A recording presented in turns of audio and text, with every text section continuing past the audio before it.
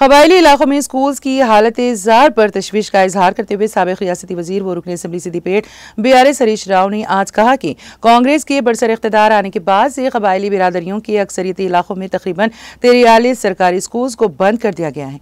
उन्होंने कबायली बच्चों को बुनियादी तालीम की फराहमी में नाकामी पर कांग्रेस हुकूमत पर शदीद तनकीद की और इसे नाकाबिल माफ़ी जुर्म करार दिया।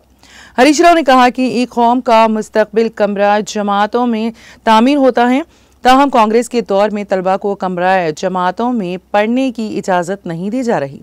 कबायली इलाकों में असातिज़ा और तलबा की हालत-ए-ज़ार पर रोशनी डालते हुए हरीश राव ने कहा कि स्कूल्स को बंद कर देना ओहदेदारों के लिए बाइस शर्म है।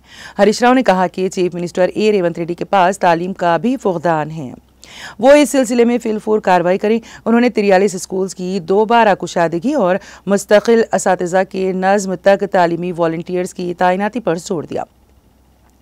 हरीश राव ने कहा कि वो इस बात के ख्वाहां हैं कि हुकूमत इस बात को यकीनी बनाए कि रियासत में कोई भी स्कूल्स असातिज़ा की कमी की वजह से बंद ना हो।